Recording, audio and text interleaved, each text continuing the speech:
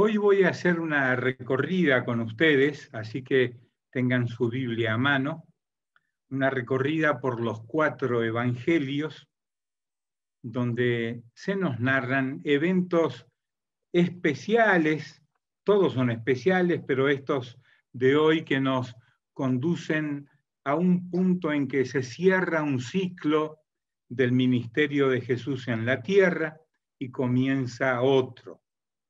Luego de la institución de la Pascua, una Pascua nueva para los discípulos, Pascua que celebraban todos los años los judíos recordando la liberación de la esclavitud de Egipto, y dejaron de ser esclavos para ser libres, y los símbolos que estaban dentro de la celebración, el cordero, las hierbas y otros productos que usaban para recordar la liberación de la esclavitud, pasan ahora a un segundo plano en la celebración que instaura Jesús como una nueva Pascua, una nueva liberación. Jesús ocupa el lugar del Cordero, el Cordero de Dios, el que inmola su vida, da su vida para que todos seamos salvos. Hoy recordamos esa nueva Pascua, también la anterior, porque la historia es importante para saber cómo actuó Dios por medio de aquel pueblo que era esclavo y luego fue libre. También nosotros éramos esclavos del pecado, y cuando conocimos a Cristo, Él se transformó en el Cordero de nuestra Pascua. Aquella institución primera estaba llena de hondos sentimientos, algunos de esos contradictorios, porque estaba en ese grupo quien habría de traicionar y de entregar al Señor Jesucristo. También Jesús sabía lo que iba a ocurrir cuando Él fuera prendido con sus discípulos. Así que es una celebración que tiene, en el caso de Jesús y de los discípulos, tiene una tragedia, hay dolor, hay traición, hay luego de la celebración de la Pascua un juicio injusto completamente. Desde que lo prenden en Getsemaní, pasan 18 horas de juicios, de mentiras dichas por los opositores de Jesús que querían destruirlo, cosa que habían intentado durante todo su ministerio público de diversas maneras. El arresto de Jesús en medio de la oscuridad de la noche inicia un proceso que terminaría en el monte Calvario. Los discípulos le abandonaron, todos corrieron como conejitos asustados. No vamos a cargarle las tintas a los discípulos porque ni usted ni yo estábamos ahí para enfrentar la presión que significaba estar acompañando a quien era buscado para ser condenado. Pero la verdad es que todos corrieron. Y el primer texto que le invito a abrir en su Biblia, en esta recorrida de hoy, está en el Evangelio según San Mateo, capítulo 26. Capítulo 26, que es uno de los más largos capítulos del Evangelio de Mateo, tiene 75 versículos este capítulo, y es bueno leerlo todo de una vez. En el 56, luego de la enseñanza de Jesús en aquella hora difícil, en el verso 56 dice: mas todo esto sucede para que se cumplan las escrituras de los profetas. Entonces todos los discípulos, dejándole, huyeron. La primera parte del verso 56 es el recuerdo que hace Jesús de lo que estaba escrito, dicho en las escrituras por los profetas. O sea, nada de lo que va a acontecer a partir de ahí estaba fuera de lo que se había anticipado a través de los profetas. Todos los discípulos, dejándole, huyeron. Es una frase que está dentro del final del discurso de Jesús. Y con esta frase, los discípulos pasaron a la historia. Dejándole, huyeron. La frase es breve y hasta en una lectura que uno viene haciendo del discurso de Jesús podría pasar desapercibida o puede dejar de tener la importancia que tiene. Dejándole. Le abandonaron. Habían estado con él y ustedes recuerdan que cuando hubo un intercambio entre Jesús y los discípulos acerca de que él iba a ser muerto en Jerusalén, crucificado y al tercer día resucitar, es Pedro, uno de los apóstoles que luego se va a destacar como gran evangelista y pastor en la historia del libro de los Hechos, es Pedro quien dice: Señor, que esto nunca te acontezca, le llevó aparte. Lo hemos escuchado esto en los mensajes del campamento esta semana que nos trajo el pastor Edward Zacarías. Aquí destacamos que por más entusiasmo, fidelidad que tengamos, hay momentos en la vida cuando el miedo nos puede paralizar y hacer tomar decisiones que van a obrar, como en el caso de Pedro, van a obrar para gran amargura de su vida. Allí está en los evangelios y no lo podemos sacar. Los discípulos huyeron, tuvieron miedo, se asustaron, entraron en pánico y se dispersaron. Aquí comienza a manifestarse en esta etapa la oscuridad, la muerte y el poder de Satanás, el poder del maligno. Los tres elementos se encuentran, disculpen,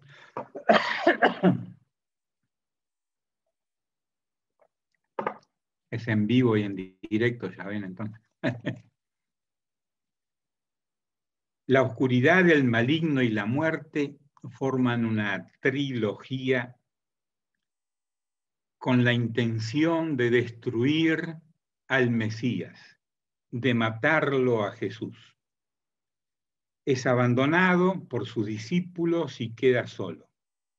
A la hora de identificarnos con Cristo y proclamar su evangelio, tengamos presente que hay un conflicto muy grande que intentará que todos tomemos la actitud de los discípulos, huir o callarnos la boca, no identificarnos con Cristo como le pasó a Pedro.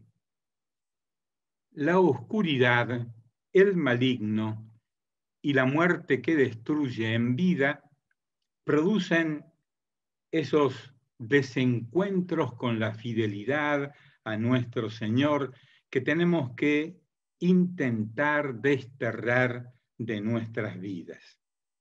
Esto es algo que nos debe preocupar y que está contenido en las palabras que recién usé: oscuridad, malignidad, el maligno, y la muerte.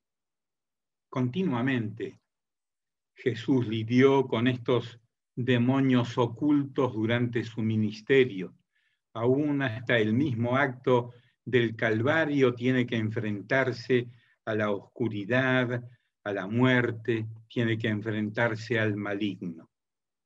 Los tres elementos destructivos trabajaron durante todo el ministerio de Jesús y luego los vamos a ver operando también en la vida de la iglesia primitiva, en la vida de predicadores, de pastores a través del cristianismo y en la vida de los cristianos en general. Estos tres elementos, mi hermana y mi hermano, no nos van a dejar a nosotros tampoco hasta que estemos en la presencia del Señor. Habrá etapas de oscuridad en nuestra experiencia cristiana, como Jesús enfrentó a sus opositores en el Monte de los Olivos. Habrá momentos en que tenderíamos a callarnos la boca, a no identificarnos con Cristo. Los discípulos, dejándolo a Jesús, huyeron. Y si usted alguna vez, enfrentándose a sus propias situaciones de confesar a Cristo o no confesarlo, de vivir como Cristo manda o no vivir como Él manda, si usted huyó de su fidelidad, entonces entenderá aquellos hombres que huyeron y dejaron solo al Señor. En esta parte de la etapa de las horas finales, de esas 18 horas finales de Jesús, aparece un cuadro que nos anima a seguir adelante. Cuando Jesús, frente a sus opositores, no muestra temor. No temáis, ya les había dicho antes, yo ya he vencido al mundo, y como yo he vencido, ustedes vencerán. No encontramos en el relato de los 4 evangelios ningún momento en el que Jesús confiese temor o que evada la situación que se le presenta, por más trágica que sea. Bien, para ver esto que les estoy diciendo, vamos a los 4 evangelios. El relato, por ejemplo, de Juan, el evangelista, se concentra en la experiencia de María Magdalena. Mateo, Marcos y Lucas escribieron sobre lo que les pasó a varias mujeres. Vamos a ir al Evangelio de Lucas, capítulo 24. Busquen su Biblia, también lo vamos a poner en la pantalla con la ayuda de Tony. Lucas, capítulo 24.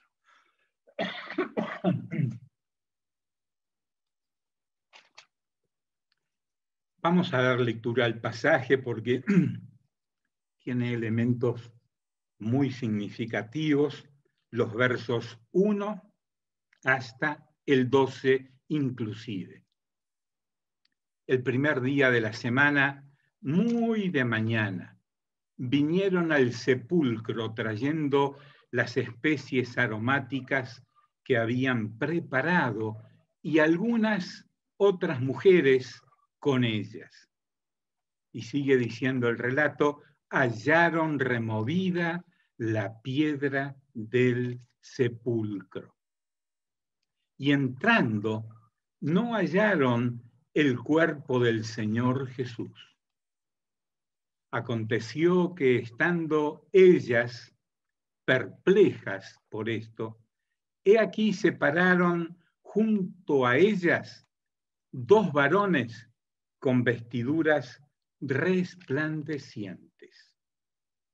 Y como tuvieron temor y bajaron el rostro a tierra, les dijeron, ¿por qué buscáis entre los muertos al que vive? No está aquí, sino que ha resucitado. Acordaos de lo que os habló cuando aún estaba en Galilea, diciendo, es necesario que el Hijo del Hombre sea entregado en manos de hombres pecadores y que sea crucificado y resucite al tercer día. Entonces ellas se acordaron de sus palabras y volviendo del sepulcro, dieron nuevas de todas estas cosas a los 11 y a todos los demás. Eran María Magdalena y Juana y María, madre de Jacobo, y las demás con ellas, quienes dijeron estas cosas a los apóstoles. Mas a ellos les parecían locura las palabras de ellas y no las creían. Pero levantándose Pedro, corrió al sepulcro y cuando miró dentro, vio los lienzos solos y se fue a casa maravillándose de lo que había sucedido. Hasta allí la lectura de la palabra del Señor. Cabe decir, como creo que escribí en el Heraldo, que a las primeras personas que se les aparece el Cristo resucitado son mujeres. Así que aún antes de todas las luchas tremendas que hay en el mundo por la igualdad de derechos de hombres y mujeres, ya tenemos que el mejor de los momentos de la revelación del Cristo resucitado es descubierto por mujeres. Incluso aparecen los nombres en el relato, María Magdalena y Juana, de la que no sabemos mucho, más que esta mención, y María, madre de Jacobo, y las demás con ellas. Había otras mujeres que habían ido al sepulcro para atender los menesteres que no habían podido hacer sobre el cuerpo de Jesús para prepararlo para todo ese año de luto que duraba el proceso del entierro de una persona. Manejaban el cuerpo de los muertos, cosa que nosotros no hacemos hoy día, ¿verdad? Ellas iban preparadas con telas, inciensos, perfumes, lo que le daría al cuerpo muerto un estilo de acción científicamente ya considerada por ellos que trataban con los muertos, que al año solamente iban a quedar los huesos. De allí sacaban los huesos, los llevaban a lo que llamaban el osario y los conservaban como recuerdo de la familia y de la persona. En eso, en el Antiguo Testamento, tenemos varias historias de ese antiguo proceso de descomposición de los cuerpos muertos que hacían ellos mismos. Aparece aquí el relato de algo que lo podemos leer en pocos minutos, 3, 4 minutos, de algo que ocurrió y que es fantástico, maravilloso.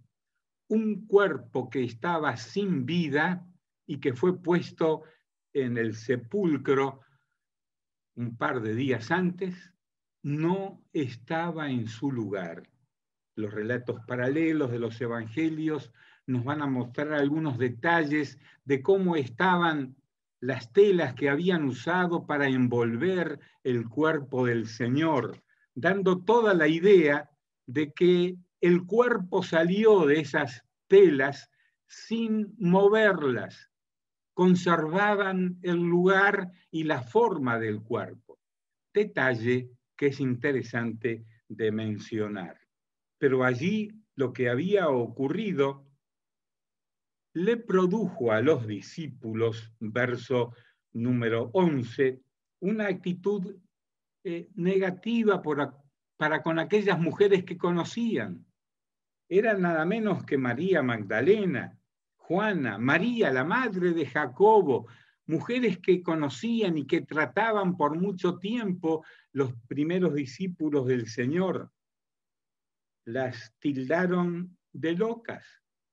Bueno, si llega a su casa alguien para decirle, mire, su pariente que murió hace 2 días, lo acabo de ver por la calle, caminando felizmente, usted va a mirar a esa persona y le va a decir algo como le dijeron los discípulos, los apóstoles, en ese momento a ella. Les parecían locura las palabras de ellas y no las creían.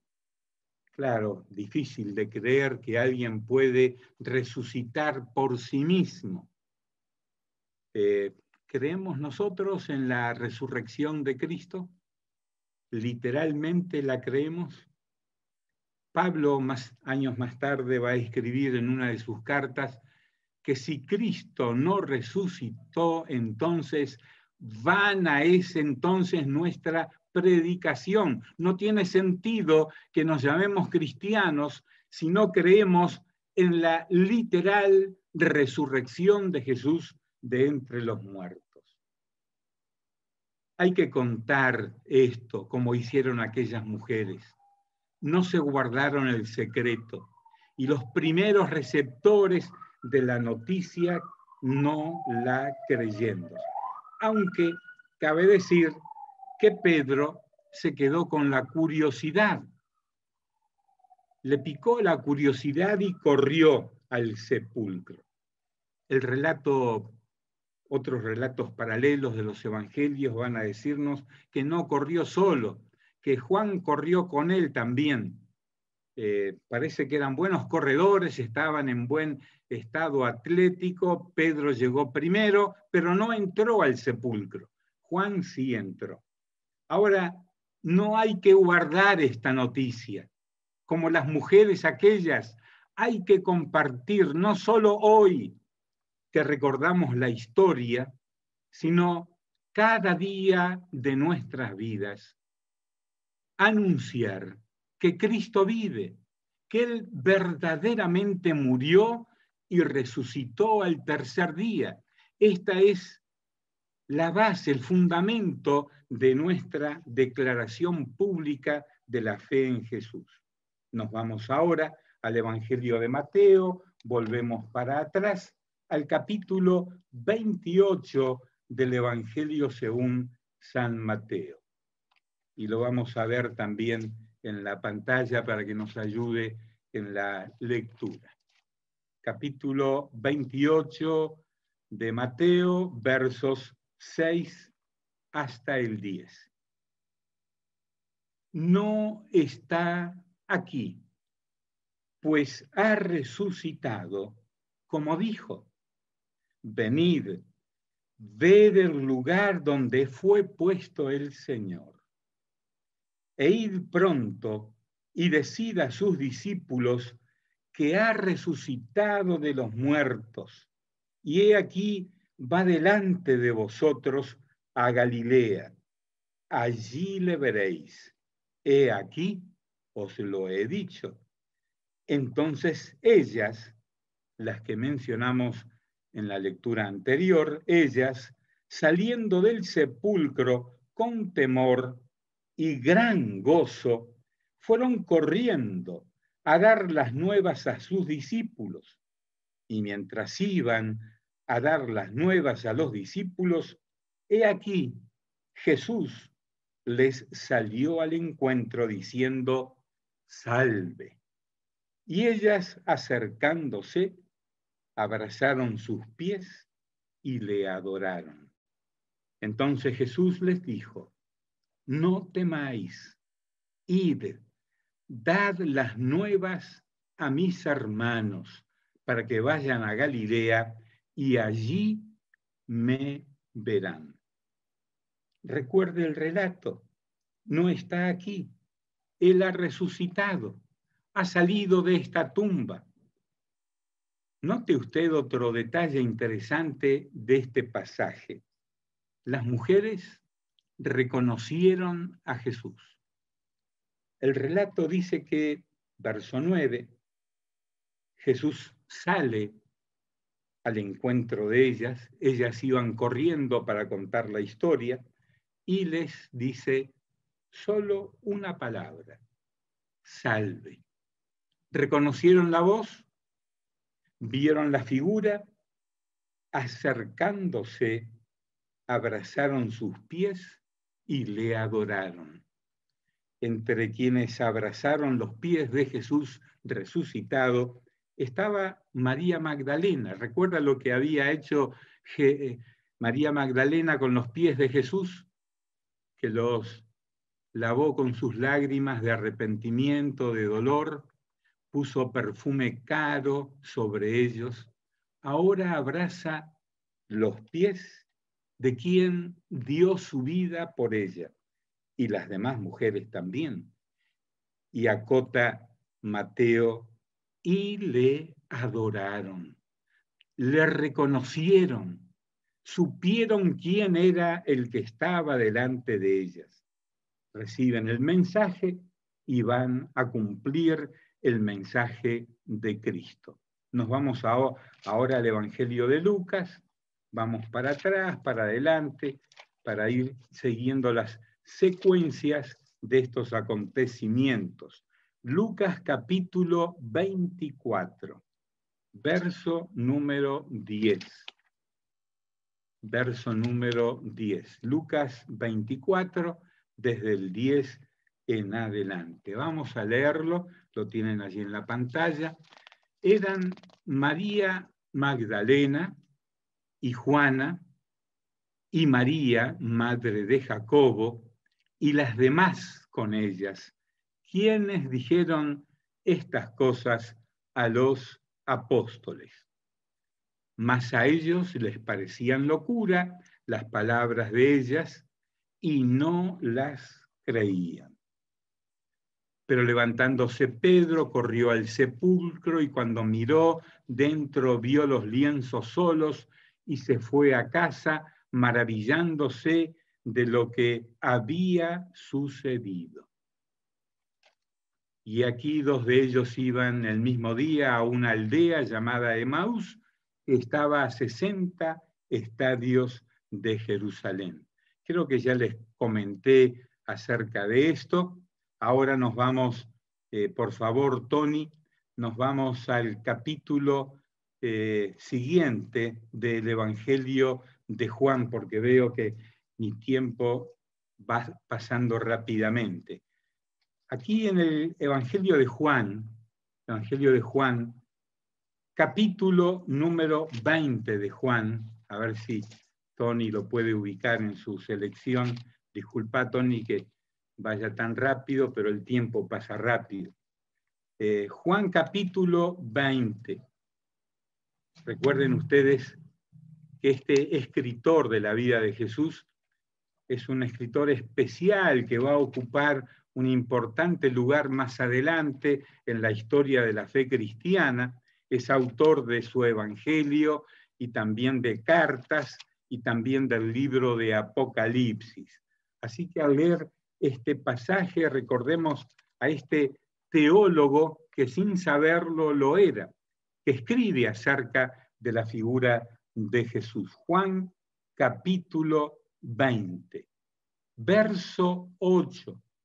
Vamos hasta el verso 8, por favor, Tony. Entonces, entró también al sepulcro el otro discípulo, el que había llegado con Pedro, recuerda, que había venido primero al sepulcro y vio y creyó. En el caso de Pedro, pues ustedes recuerdan que Pedro llegó a la puerta del sepulcro y no entró. Pedro y Juan y los otros discípulos habían, al escuchar la noticia de las mujeres que Cristo estaba resucitado, entendieron que estas mujeres devariaban, la palabra que usa Mateo es locura, estaban fuera de sí. ¿Quién sabe qué otros comentarios hicieron entre ellos?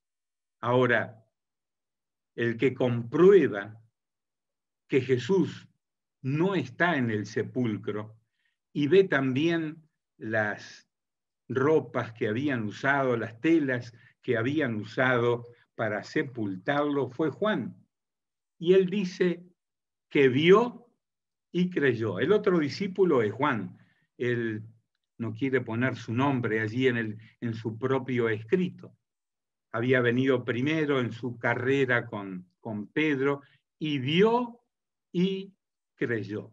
Vamos a encontrar a otro discípulo también que no estaba en ese momento con ellos, que más tarde va a decir, si no veo, no creo. Recordarán a Tomás. Juan vio y creyó.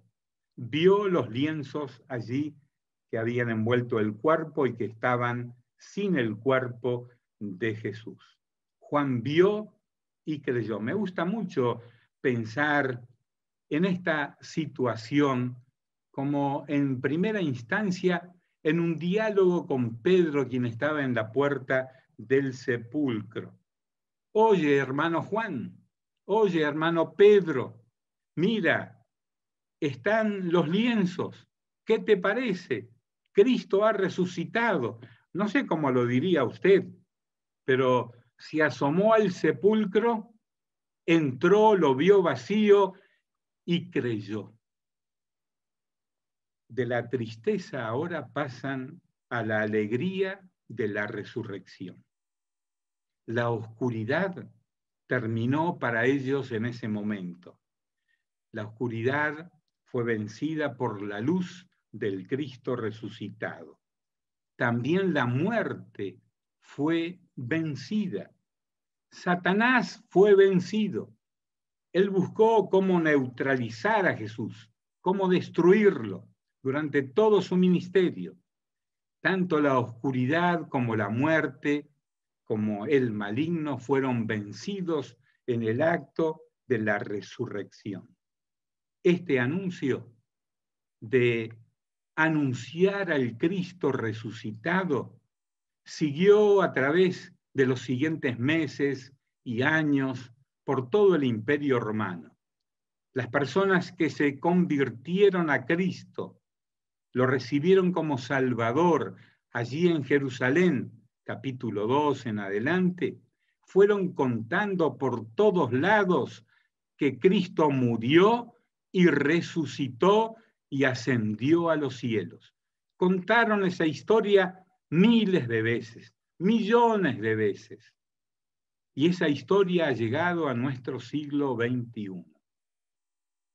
Y nosotros también decimos hoy, Cristo ha resucitado. Puedes adorarle como aquellas mujeres lo hicieron cuando le descubren vivo. Puedes proclamar su nombre Salvador donde quiera que vayas. La muerte ha sido vencida. La oscuridad infernal se ha ido.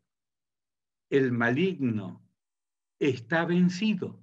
Eso lo anunciamos basándonos en la resurrección de Jesucristo. Y finalmente, para ir terminando, te pido, hermano Tony, que pongas Juan capítulo 20, versos 19 al 23.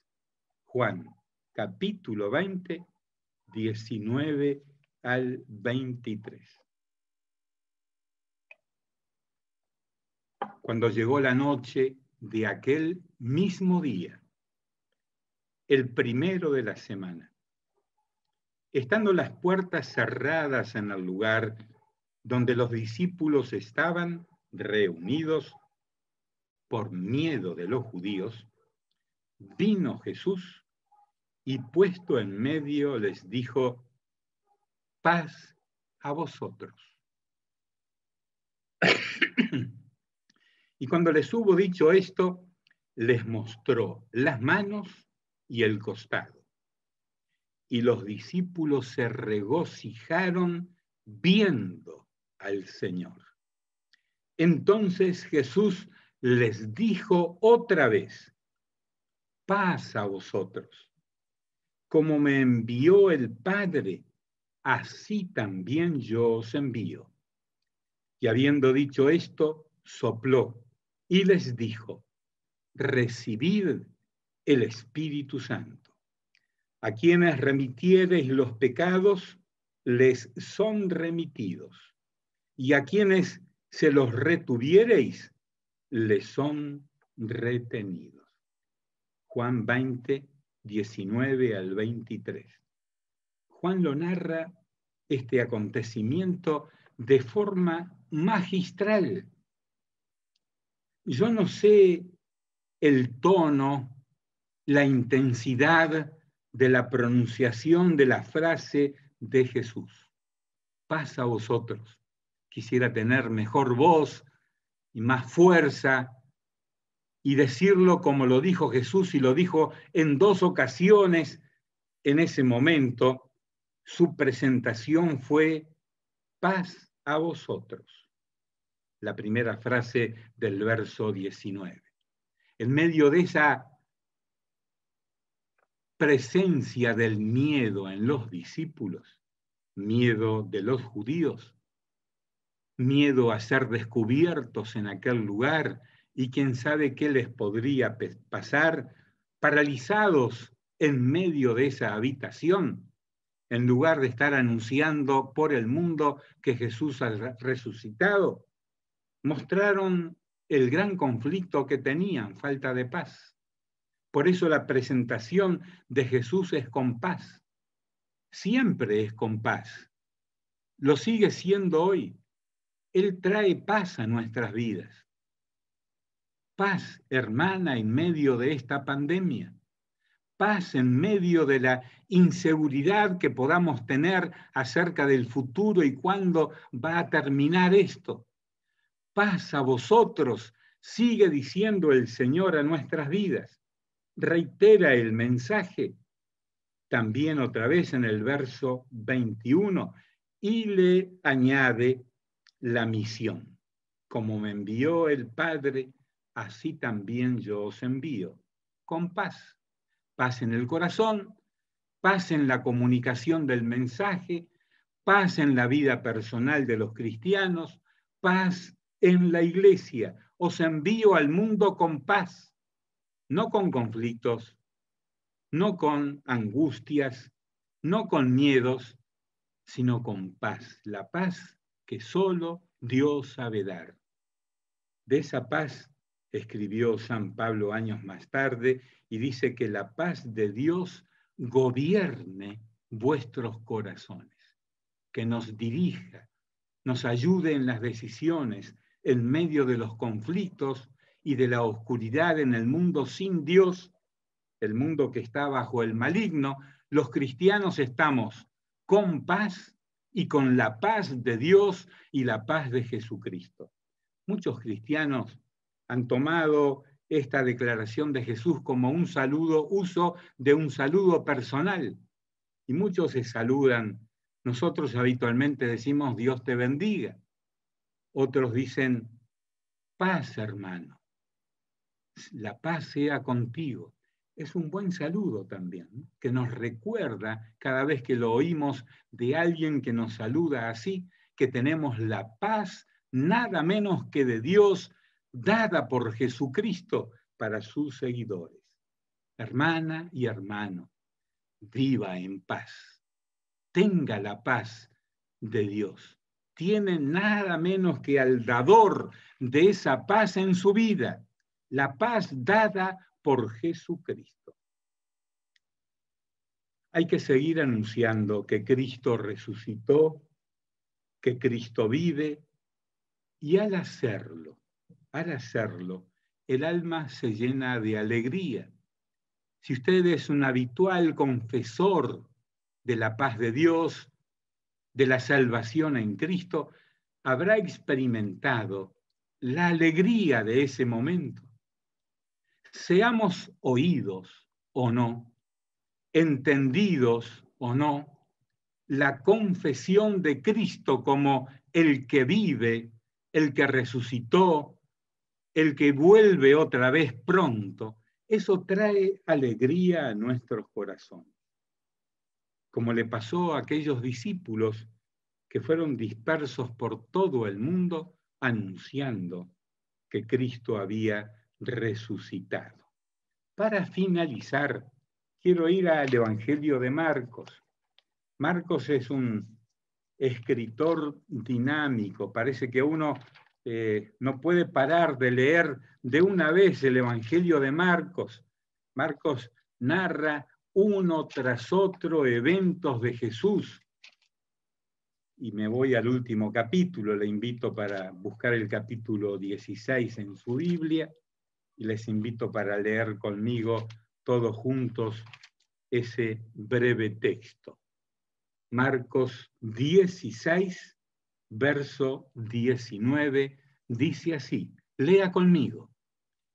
Y el Señor, después que les habló, fue recibido arriba en el cielo y se sentó a la diestra de Dios. En una muy breve frase, Marcos dice cosas tremendas. Primero, Jesús habló, ellos oyeron su voz, entendieron quién era, conocían su voz. Mis ovejas oyen mi voz y me siguen, había dicho antes el Señor. Él les habló como el pastor de sus almas. Segundo, dice Marcos, vea el texto, fue recibido arriba en el cielo. Los otros evangelios van a narrar más detalles y aún el libro de los Hechos, en el capítulo 1, va a narrar otros detalles de la ascensión de Jesús. Fue recibido, era esperado.